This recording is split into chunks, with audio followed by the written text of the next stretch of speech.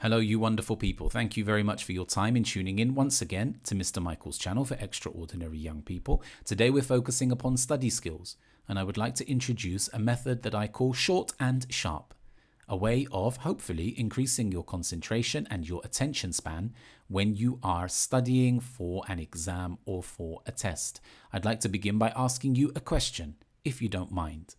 When you do sit down to study, when you open your books, your textbooks, your exercise books, or whatever resource you're using to study from, how long does it take before you begin to gradually drift away into your own dream world and you're no longer really focused on the material that's in front of you? Maybe you're passing your eyes over the words in front of you, but the information is not really going into your mind. How long does it take? Half an hour? An hour? 2 hours? Well, according to psychological studies, the student attention, your concentration span drops dramatically over a period of about 25 minutes. So as you can see on the line graph, after 5 minutes, after 10 minutes, after 15 minutes, there is a gradual reduction in student attention. But then when you get to around 15-20 minutes, there is a dramatic drop down, and a student's attention is far lower than it was at the beginning of that 20-minute period. Now, this poses us a major problem because I hear many of my students who say, "Oh, teacher, I studied for 2 hours yesterday. I studied for 3 hours yesterday." Did you really study for 3 hours? I don't doubt for a second that you sat in front of your books and read those books for 2 hours, 3 hours, but did you really study? During that period of time, was lots and lots of information going into your mind, or were you in that dreamy state where you were looking at the words, but not a lot was going into your mind? That's an important question to ask. So we know that attention drops dramatically over 25 minutes. Is there anything that we can do about that situation? Well, actually, yes. Yes, there is. And my recommendation is something called the short and sharp study method. Now, there are 2 parts to the short and sharp study method. The first part is ensuring that your studies are thoroughly planned before you begin. And what that means is you have to set yourself clear targets, clear goals before you begin your study session, because that will help you to increase your attention and your concentration as you try your hardest to fulfill those goals. Now, the following 3 questions might help you. The first one is, what am I going to study? Now, some of you are thinking, when I sit down to study, I do know what I'm going to study. But the answer to this question is not just English or biology or chemistry. It has to be much more clear in your mind than just the subject. So you need to know exactly what topic you're going to study. If you're preparing for an exam, you need to know the exam question type that you're focusing on. Or you need to know what part of the syllabus you're looking at. How many of you, when you go to revise, open up the book and revise whatever's in front of you? So what I'm asking you to do is make sure that you know exactly what you want to focus upon during your study period. The next question is, what do I want to understand by the end of this session? So before you begin to revise, you need to write down 2, 3, 4 bullet points of pieces of information or topics that you want to cover, you want to understand better by the end of the revision session. And that might be helped by the following question. What question do I want to be able to answer by the end of this session?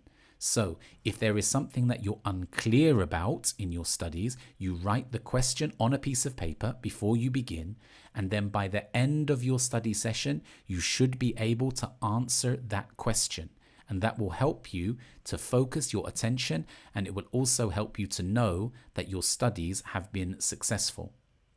Now, once you've done that, once you've prepared thoroughly for your study session, you move on to the timing. And the first thing that you're going to do is 20 minutes worth of revision. Now, we know, as we said before, that after 15, 16, 17 minutes, the student's attention dramatically falls down. So after 20 minutes, you're going to take a 5-minute break. And in that time, you're going to get up, you're going to leave your desk, you're going to go and have a drink, you're going to have a quick talk with someone in the house or in the library, wherever you're studying. And then after 5 minutes, you're going to go back and do the second 20 minutes worth of revision. When you finish your 20 minutes, funnily enough, you're going to take another 5-minute break. And then you go back and you do the final 20-minute revision. And then finally, the session is over. So that's your structure for a revision session. Now, lots of students ask me when I present this idea to them, well, in the 5-minute break, can I look at my phone? Can I check my WhatsApp? Can I look at my Instagram? Oh, what a difficult question. It really depends on what kind of person you are, right? Because I know that all of you have got experience of sitting somewhere and saying, you know what, I'm going to go and study in a minute, but I'm just quickly going to check my Instagram and look at the feed. And the feed is addictive and you keep scrolling down, watching videos of cats and people arguing and all sorts of nonsense. And then your attention is gone completely and you lose the structure of the study session. So the 5-minute break is designed to refresh your mind, to refresh your attention, not to give you an enormous distraction. So it completely depends on you. Are you disciplined enough to return after looking at Instagram, after looking at your WhatsApp, after 5 minutes to your studies? That's entirely up to you. However, if you're not a disciplined person, then you must be honest with yourself and you must leave your phone outside like we recommended in a previous video and check it at the end of the session. Now, after 3 sessions of 20 minutes, that's not all the revision that you have to do. So you don't say, well, I've done 20 minutes, that's it, I'm done. I've done enough revision. Not necessarily. Maybe you need to do 3 of these sessions. Maybe you need to do 2.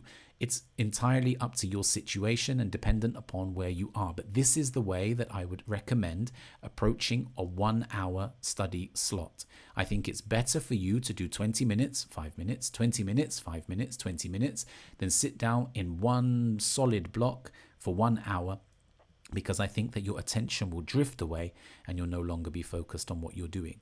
Now, let's quickly review the information in this video.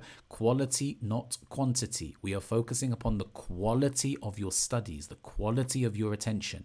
It is better for you to do 1 hour's intensive study, split into 20 minutes, 20 minutes, 20 minutes, than to sit down and look at your book for 3 hours but not take any information in. Quality over quantity. Next point is attention declines quickly. Remember that. Your attention decreases very, very quickly over a period of about 20 minutes. So don't spend too much time looking at the book. If you find that your attention is drifting away, take a break, refresh, and come back.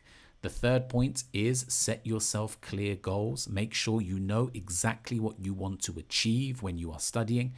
And the final thing is study for short periods, frequently, but don't try and set yourselves enormous long blocks, because more often than not, they will not be effective. Now, of course, all of the information in this video is just my opinion. Maybe some of you listening say, you know what, I can study for 3 hours straight. Absolutely fine. I respect you for that, and I wish you all the very best. This is the advice that I have to give.